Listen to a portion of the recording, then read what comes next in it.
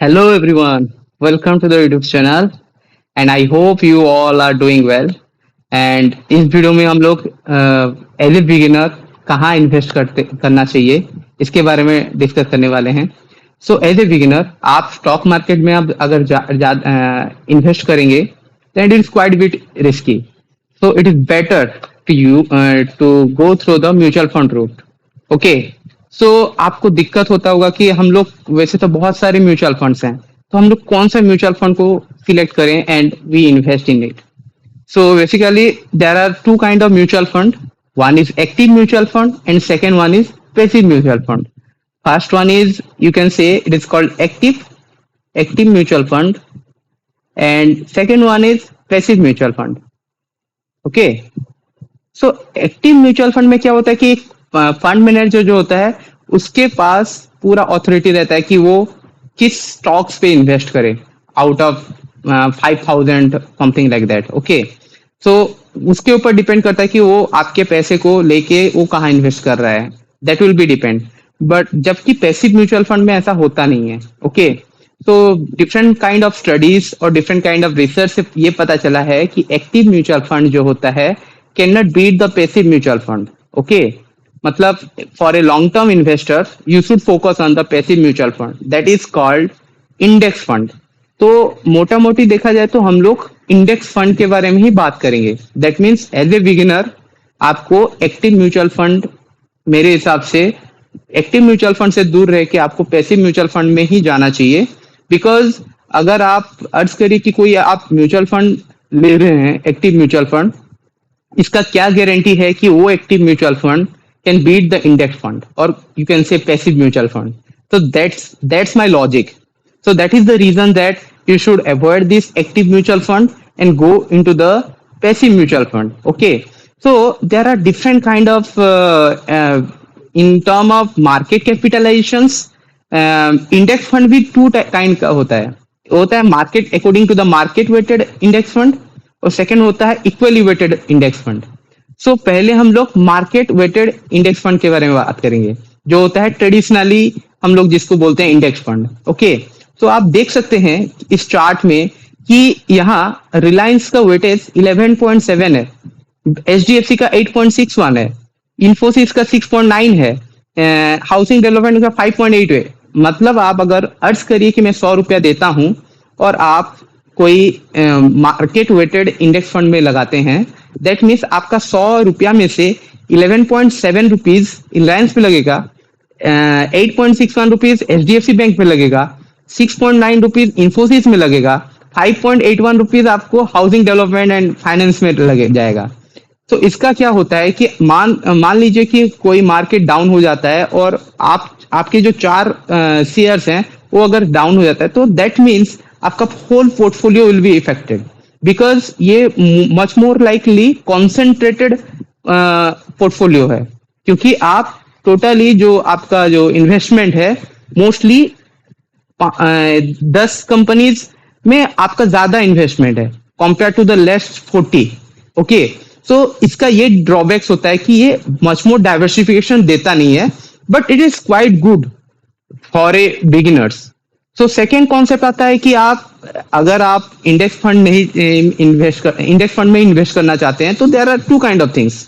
This is about the market weighted index fund and second one is equally weighted index fund जिसमें क्या होता है कि आप अगर 100 रुपया देते हैं तो हर एक कंपनी में 2 रुपया इन्वेस्ट होगा. दैट मीन्स मान लीजिए मैं 100 रुपया देता हूं तो रिलायंस में 2 रुपया, एचडीएफसी बैंक में 2 रुपया, इन्फोसिस में 2 रुपया, ऐसे हर एक शेयर में 2 रुपया इन्वेस्ट होगा. तो इसका क्या बेनिफिट होता है कि अगर आप किसी 3 या 4 कंपनीज अगर मार्केट के हिसाब से फॉल हो जाता है तो आपके पोर्टफोलियो को कोई इफेक्ट ज्यादा पड़ेगा नहीं. जबकि आप अगर इस इंडेक्स फंड में आप इन्वेस्ट करते हैं मार्केट वेटेड इंडेक्स फंड में तो इसमें क्या होता है कि आपका अगर टॉप 4 या 5 कंपनीज जो होता है लाइक रिलायंस, एचडीएफसी, इन्फोसिस और या एचडीएफसी, ये अगर आपका डाउनफॉल हो जाता है दैट मीन्स आपका जो होल पोर्टफोलियो होता है वो काफी अफेक्टेड होता है. दैट मीन्स ये जो ट्रेडिशनल इंडेक्स फंड है ये काफी मतलब कॉन्सेंट्रेटेड इंडेक्स फंड है, मतलब वन काइंड ऑफ से it is called momentum investing बोला जाता है।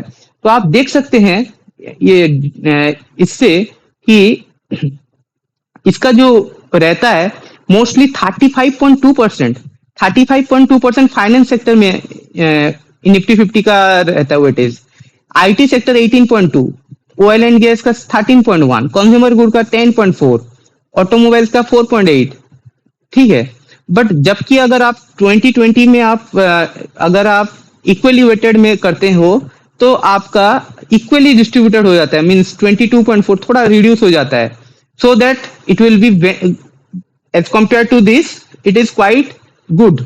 From the data you can easily see, अगर आप इक्वली वेटेड निफ्टी में इन्वेस्ट करना चाहते हो तो आप यहां से देख सकते हैं कि Nifty 50 equal weighted index fund जो होता है, आप यहाँ इस चार्ट से आप देख सकते हैं कि Nifty 50 equal weighted mutual fund आपको निफ्टी 50 से काफी अच्छा रिटर्न दिया है। फ्रॉम दिस सोर्स से बता रहा है देयर आर 2000 में आपका बेटर रिटर्न हुआ है, 2001, 2002, 3, 4, 5, इवन 8, 9, 11, सॉरी 12, 14, 16 एंड इवन 2021। तो इस डेटा से ये पता चल रहा है कि Nifty 50 equally weighted mutual fund जो है this outperform the Nifty 50 index. Okay, but ये गारंटी नहीं दिया जा सकता कि ये तो पास्ट परफॉर्मेंस है, बट ये गारंटी नहीं दिया जा सकता कि ये फ्यूचर में भी इसको बीट कर सकता है। So this another chart is also there, this called, आप यहां देख सकते हैं कि अगर आप अर्ज करिए कि आप 1 लाख रुपया आप इन्वेस्ट करते हैं तो निफ्टी 50 में अगर आप ये डेटा है आप अच्छे से देख सकते हैं, ये डेटा पूरा 20 से आपको दिखा दे रहे हैं।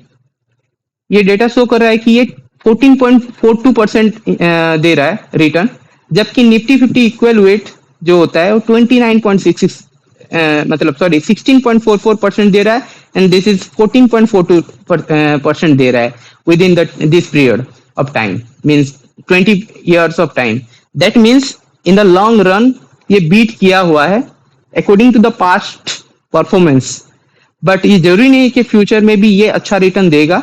सो अकॉर्डिंग टू माय ओपिनियन आपको एज ए बिगिनर आपको इंडेक्स फंड में इन्वेस्ट करना चाहिए, आपको 50-50 वे में, लाइक 50% आपको मार्केट वेटेड इंडेक्स फंड और 50% आपको Nifty 50 equally weighted index fund में इन्वेस्ट करना चाहिए, सो दैट आपका जो होल पोर्टफोलियो होगा वो काफी बेनिफिशियल होगा, मतलब काफी वेल बैलेंस्ड होगा, और सो दैट आपका क्या होगा कि अगर कोई मार्केट फॉल भी हो जाता है तो it will be not like seriously affected. So that's the motive to clear cut about the Nifty 50 equally weighted index fund.